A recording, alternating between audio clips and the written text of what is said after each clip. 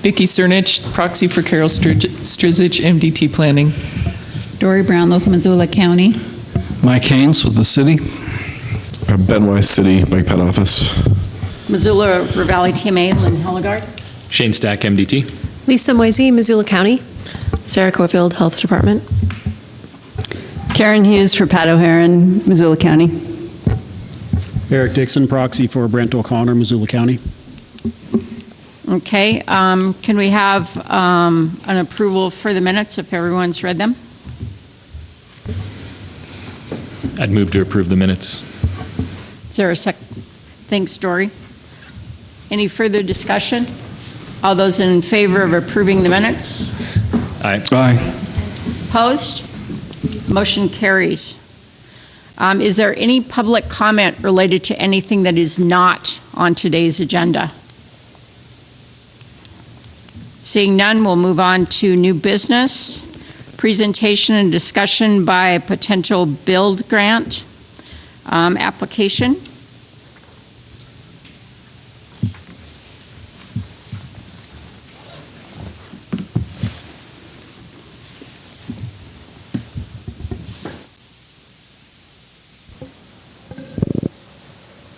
Good morning. My name is Jeremy Keene. I'm with WGM Group. I appreciate your time this morning. We on behalf of Missoula County Public Works are working on preparing a update to the 2017 Tiger Grant application that we submitted for the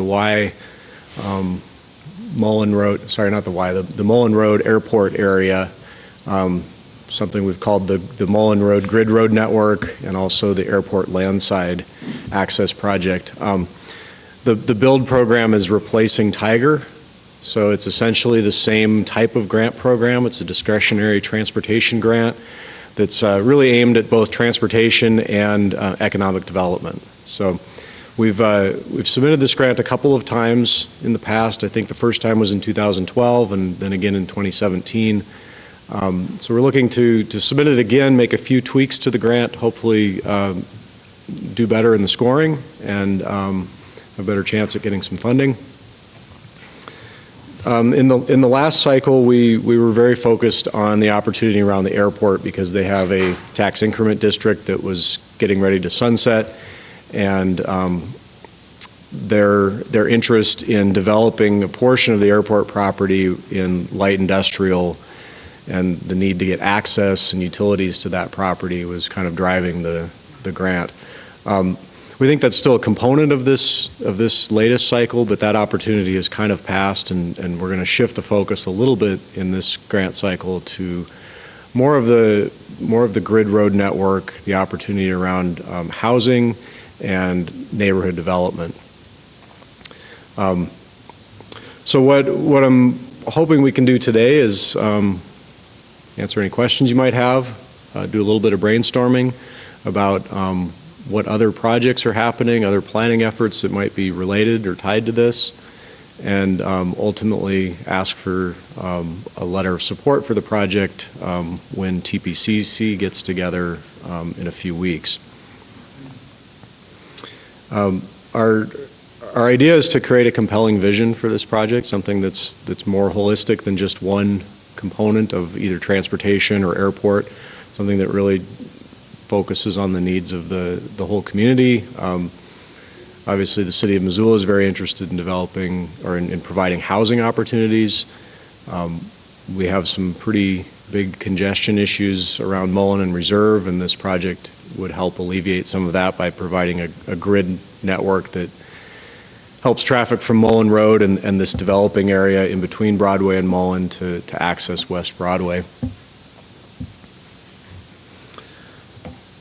So the colors are not real good on the screen, but in the previous grant cycle, we were primarily focused on the connection of George Elmer Drive from Mullan north up to Broadway, and the extension of England Boulevard out to the airport lands. And this land to the south of the airport is the area that they were looking at industrial development.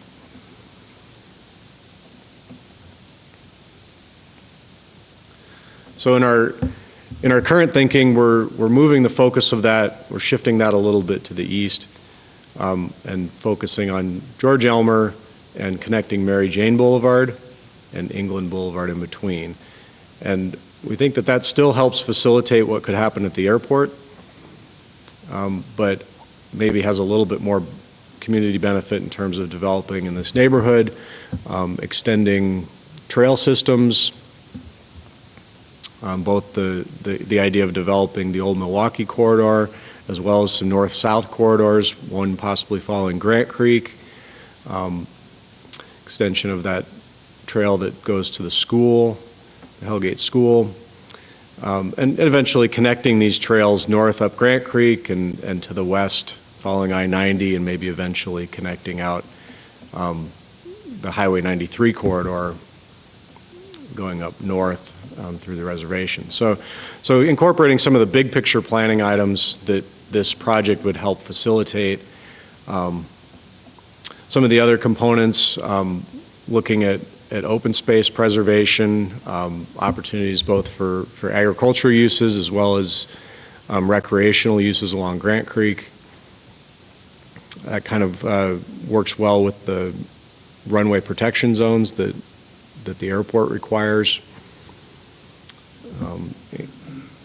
Development of industrial lands around the airport. What we've seen is the airport industrial park, the county industrial park, has largely filled up, and there's kind of a lack of large developable properties for light industrial uses now in Missoula. So we have companies looking but not finding the land, and so the airport property here could be valuable for developing those kinds of uses and tying that closely with workforce housing. So we have an area that's available for housing development, an area that can provide jobs and economic development, close proximity, and so trying to marry those together in a way that minimizes the need to drive long distances. The criteria for the build grant are really similar to Tiger. They didn't change very much. A couple of the things that did change, they are looking for more focus on innovation, and it's innovation in terms of financing and innovation in terms of transportation. New trends in transportation, they're very interested in things like autonomous cars and things like that, and how those might benefit the project. I think also innovation in terms of land use, and that's one of the angles that we'll take on this. The other thing that changed was they're looking for a much higher local participation in the project. I think the stronger local match you can show, the better the project is going to do. They're requiring at least a 20% match, but I think projects that can show more than that will do better.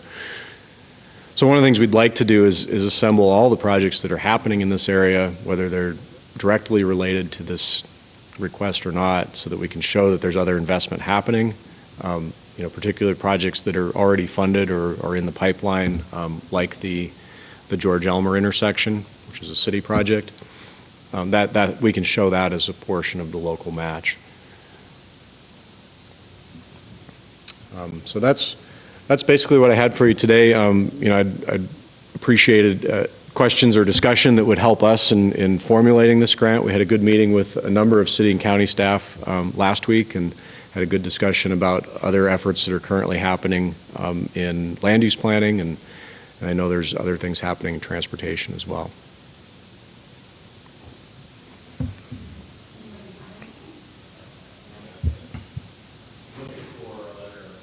Turn this on. You're looking for a letter of support from TPCC for the build grant. I guess give me a sense of the other agencies or other individuals, groups, organizations, whatever they are that you're trying to get letters of support from. I'm just kind of interested. And secondly, I said Dan Newman's here from the airport, and I would recommend maybe getting a letter of support from the airport too. So. Absolutely, yeah. The airport was one of our partners in the previous effort, and would obviously be talking to them for a letter of support and their endorsement of some of the components that are directly on their property. As far as letters of support, the more the better. We're looking for letters from the city of Missoula, Missoula County, our congressional delegations, any other organizations that we can reach out to. I guess I don't have a complete list in front of me, but I think in the previous applications, we had, a dozen or more different agencies or groups that supported it, including some of the private landowners out there, which are important partners in this. Thanks, Jeremy. I have a few, I guess. I'd appreciate seeing all the trail connections. Am I correct in assuming that the streets would be built to complete street standards and employ kind of state of the practice, non-motorized facilities? Yeah, that's the goal, is that these would be developed as either minor arterial or collector streets, full, complete street, city standard. A lot of this land is currently a county, but as it develops, we anticipate that it'll be annexed into the city and that it'll become a city street. Okay, and follow-ups are, what is the ballpark price tag on this project? Well, our last grant application, it was a $25 million project. We asked for $19 million in Tiger money. So that's probably the ballpark. We think that we'll be a little bit more competitive if we can scale that down. So we may show some of these improvements as future other funding and look to try to get that grant request down. I think ideally if we were in the $10 million range, that would be better. I don't know if we can get there or not and still have a functional project. And one more, even if we do get the federal money to build this initially, it will require ongoing maintenance and eventual rebuilding. Has any analysis of the land use been done to show that the taxes of the land would be able to pay for the maintenance and rebuilding of these roads in the future? Well, one of the things that they require in the grant is a benefit cost analysis, and I think part of that is looking at the tax base that's created and whether this public investment creates a larger private investment and that tax base that comes from it. But to answer your question, we have not done that yet. Another question I have you been in touch with the city of Great Falls?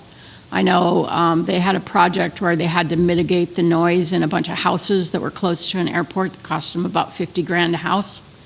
And I would hate to see us fall into that same trap with this grant.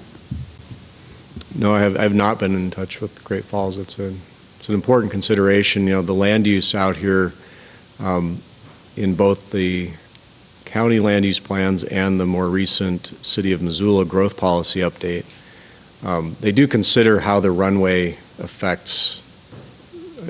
noise affects housing, and a lot of the housing was shifted to the south away from the current runway.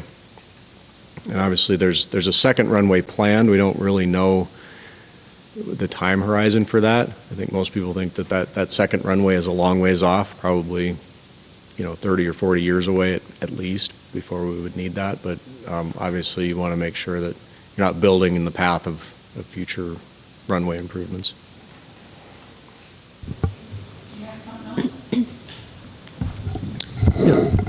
Where's the match coming? What is the match for this? Well, a portion of the match would be in-kind right-of-way. That's one of the large numbers that we have because a portion of the right-of-way is already dedicated and a portion is yet to be dedicated, but we have commitments that it will get dedicated. So that's a match. The county will also provide a match with some of their dollars, and we're talking with the city about using impact fees or other creative methods to sort of tie funding with development as it happens. So does this require a 20% match minimum? Yeah, minimum 20%. And what are you looking at in terms of what you think the match will be? I mean, it seems you have to be more than 20% to be real competitive.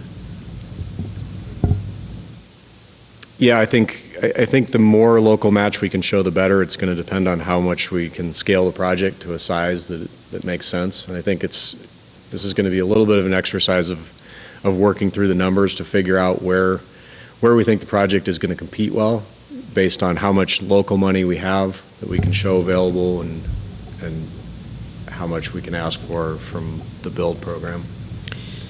So one way to do that, I think, is if you have committed private development, if this happens. Is there any of that in play? I think there's some that we know we can get commitments from developers saying this is going to happen in the near future. There's some that's more speculative that might be harder to actually put a number to.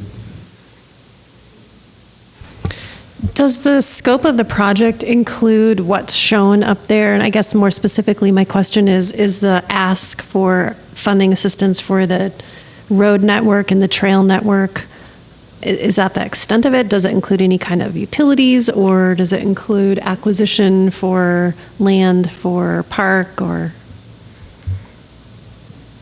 In the previous grant, again, I know these colors are hard to see, but we showed what was in red as this is what we're including in the request. And then there were a lot of other components like these streets that are dashed and some of the trail networks and other things that were not included in the grant request. And we're going to have to do something similar to that with this request. And so I don't know yet what's in and what's out. We're kind of taking some input on that, and we're going to work through the numbers to see how that fits.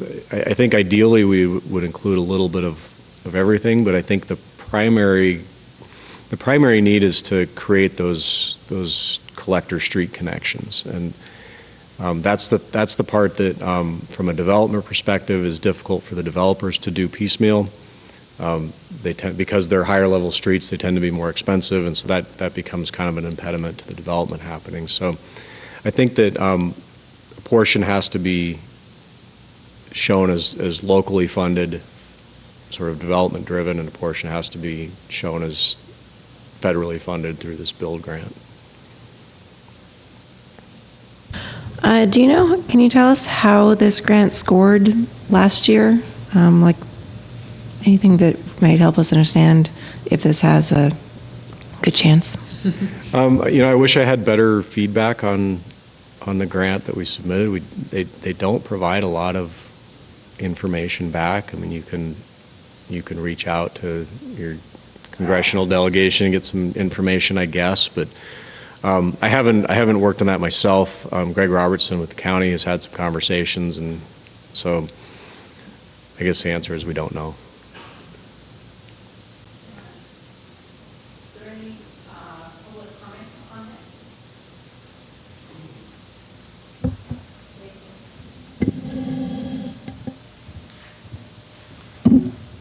Hi, Dave Gray, Missoula MPO. And since we have Jeremy and the airport here, Jeremy briefly talked about airport impacts. And I would just like to show you some of those impacts that may become present if that 2,800-foot offset runway comes in, how the extended approach and departure areas might impact development underneath the airport approaches, what the turning areas look like in this particular area.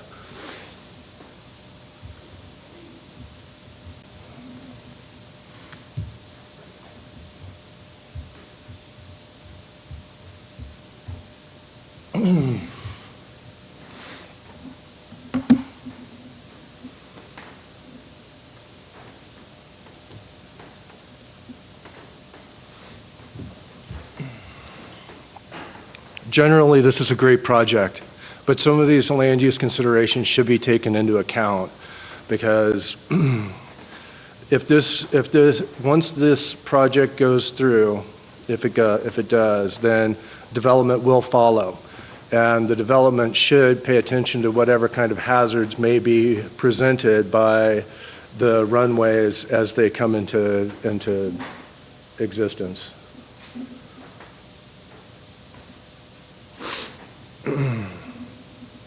And since this is the only thing on our agenda today,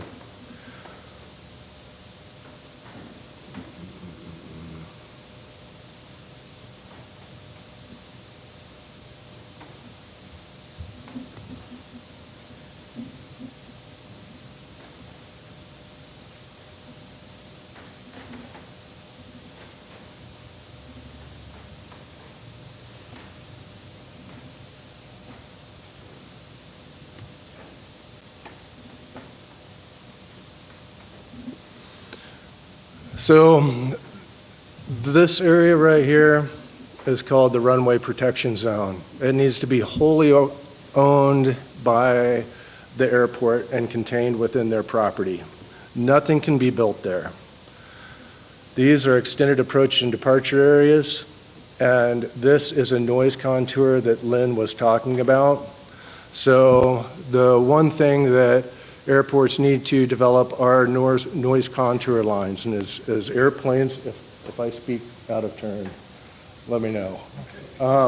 As aircraft become quieter, those noise contours can contract. So this study was done a number of years ago. We put this map together for the Mullan plan, and that's where the noise contours were extending. And there are construction guidelines for those areas. Then this is the 2,800 foot offset.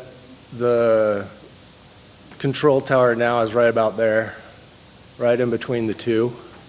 So the probability of having a runway in some capacity in the future, whether it be general aviation or large air carrier, is probably a sure thing, especially with increased terminal capacity, more gates, and plus all the traffic coming in and out for fire season and all of that.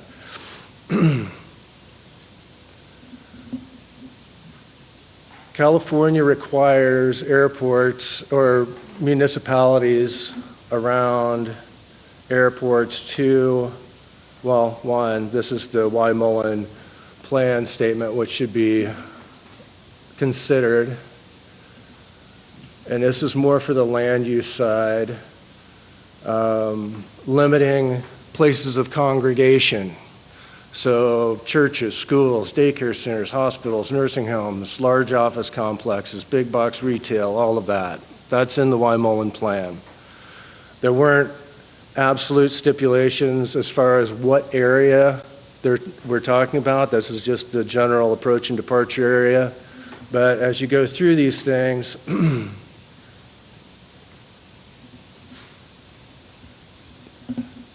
California has these guidelines, and it breaks it up into, sorry, there's the crash that happened, into separate areas. It might be easier to see on the screen if we can get it up there. So each zone has different development criteria, and the city and the county should pay attention to these. Some developments are already in them. 44 Ranch, for instance, Hellgate Elementary, all of that. This is the plane that crashed near the house at Hellgate Elementary. And so Pleasant View is over here, Hellgate Elementary is right basically in the middle, and then 44 Ranch is over on the kind of lower left. And the roads, I believe, are shown in the next one because we ran modeling for all of it. These are the various areas of influence from those turning movements of the aircraft as they come in. They're at a high level. As they decrease in altitude, there's a higher level of probability of crash. And then there's the turning areas, which are these curved areas down here. And it's broken up between large air carrier, large general, and general aviation. So each one can be assessed differently, depending on what the decisions are made by the airport, whether it's going to be general or whether it's going to be with a 2,800 foot offset. They can have dual arrival and departures and all kinds of things. So that's really one of the reasons why they set that distance the way they did. For each one of these categories, let me zoom it out or zoom it in. They have guidelines for what types of development can happen. So the closer you get to the runway protection zone, and this is just I'm just sharing this because we should pay attention to it. As we build these roads, development is going to happen. And if safety is an issue and we want to look at it on the front end, the land use should either reflect or say, we've looked at it and we're dismissing it. So theaters, meeting halls, it's the same sort of thing, large areas of congregation. And then this area right here is that RPZ that you saw, the runway protection zone, which is, there's nothing. That's like the no gopher zone, right? No gophers, no coyotes, no nothing. No people. So as we move forward with this grant, and the land uses are being established, it would be good to take into consideration some of these effects of the airport as they may come into in the future. And that's it. If you need any of this, I'd be happy to. Yeah, if you would forward that, that would Yeah. be very helpful. Yeah. And I'd be happy to add this to the material for this, so you can look at it. It has where the crashes have been since I've been here, so since 2000, and like the one that happened right by Hellgate Elementary. And this isn't to say that the sky is falling and the airport is a dangerous place. It's simply that there are guidelines in place that can help us mitigate the dangers that would befall the properties underneath that approach and departure area. Any questions? Can I add one point? Well Yes. done, by the way. That's very good information. Oh, yeah, sorry, Dan Newman with the airport. That's all well and true. I would also advise you that there's one other element that you need to take into consideration, which is wildlife, okay? So any type of development that attracts specifically birds is going to be problematic, okay? And we have a problem with wildlife, with bird strikes now, and that's that would be one of our concerns. So just another thing to bear in mind. Yep, it's a no-gopher area. So, I have a question, Mr. Dave or Dan. How well do you think the current land use plan follows these guidelines? I know that the Mullan plan tried to integrate the existing runway EADA to some degree. And it did not include the 2800 offset, as far as I know. And I think that really had more to do with the fact that 44 Ranch was coming through. It was approved, it was a subdivision, and we didn't know when the airport would actually put in the runway. But times have changed. Yeah, I guess in light of that information, I just want to reiterate that I'd really like to see an analysis of what land uses are allowable in there and at an intensity that we can ensure will bring in enough taxes to maintain this road or this roadway network. I'm having trouble seeing this as being compatible with our focus inward growth policy in the first place, and if it won't pay for itself in the future, that seems problematic.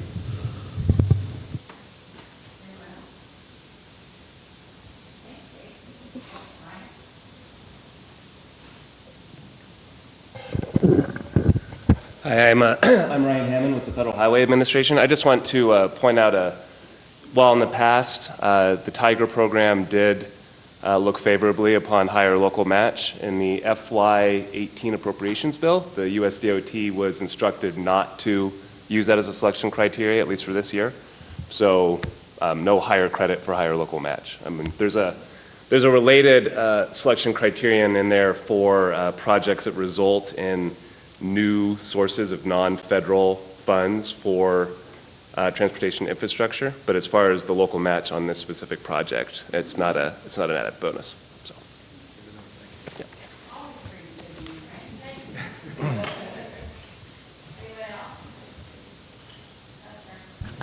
I'm curious, as you go forward with this, if you've done the analysis on what the congestion relief might look like.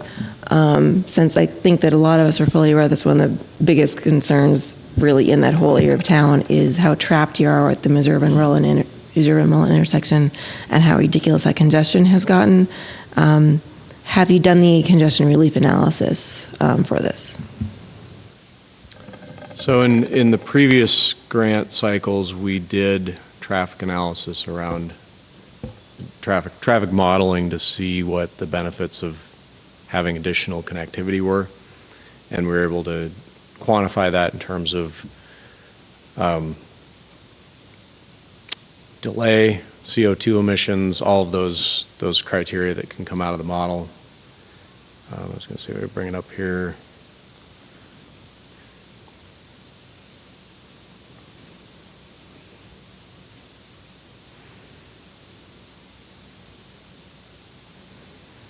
So these are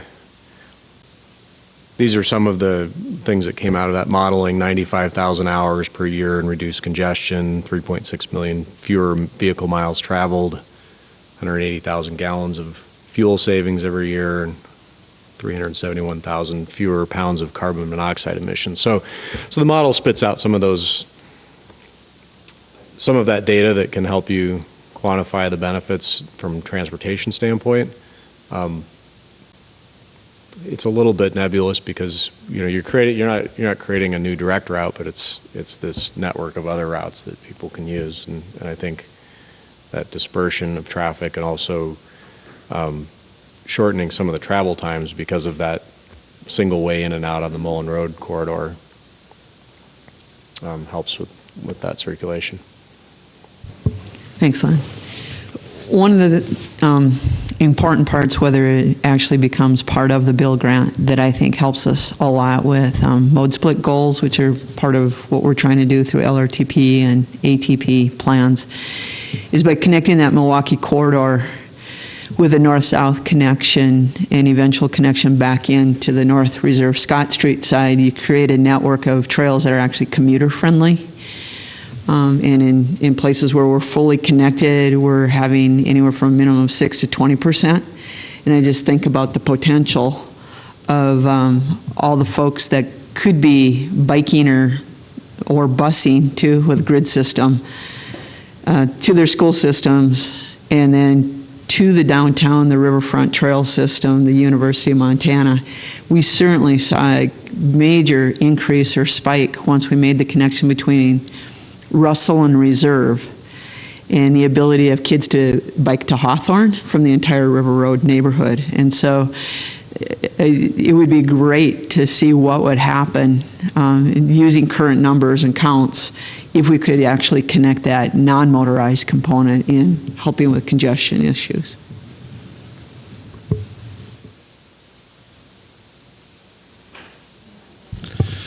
Kind of related to the congestion conversation is what has any modeling been done to show what increased development out here does to the Mullan Broadway and Broadway Russell intersection? Because even if we had grid system out here, all of that traffic coming into town still pinches at those two intersections.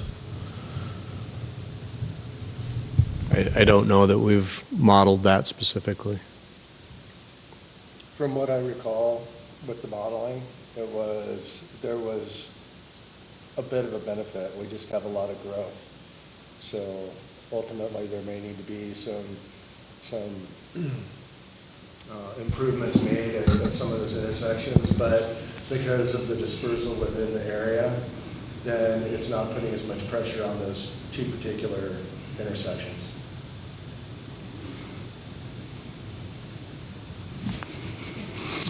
Yeah, just to address this land use question, I do want to say, of course, we have a focus inward policy, but that's only going to take us so far with the growth that we're dealing with. So there are some constraints in this area, but it is a logical area, I think, for development to occur and for the city to grow into.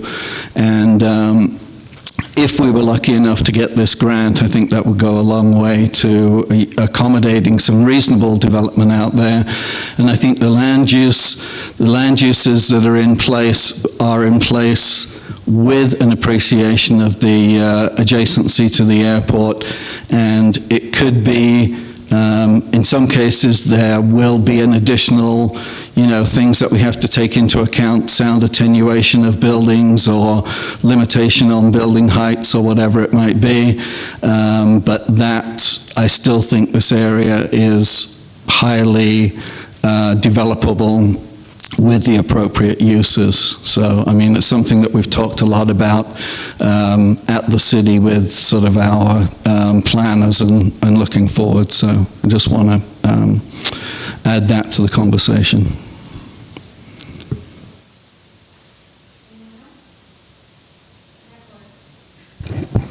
So you said you were still trying to determine the overall cost or the overall ask. And so when you look at the scaling of it, is it going to be scaled back based on geography or by type of project that do you have any idea how you're going to scale it? And why I'm asking is it going to be, we don't have enough money, so we're going to build the roads but not the trails, or? Right, I think the trick to scaling it is to figure out what has independent utility, that you can't build a road that doesn't connect or a trail that doesn't connect and still show the same benefits. So I'm not sure yet. I think that we have to look at how the connecting roads or trails actually provide benefit before we can start to put things in or out of the project. Some of it may just have to be shown as this is going to be a future connection, but it's not part of the current ask.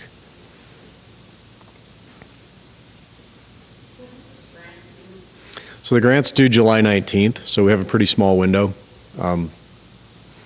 And you know, like a lot of these things, the design is drawn in fat lines, and we know there's a lot of details to work out if we're successful.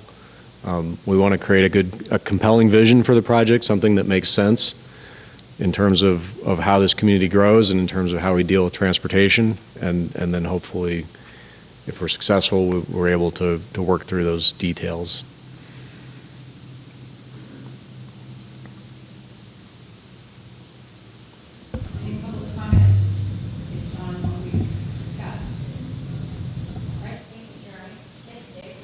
Thank you.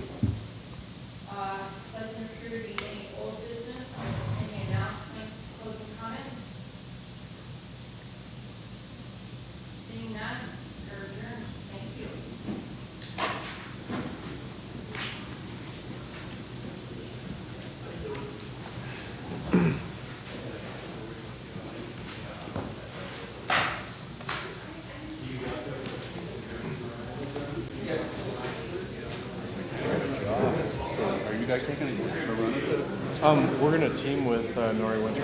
Oh. Yeah. So we've been talking to him for quite a while, knowing this was coming. So he has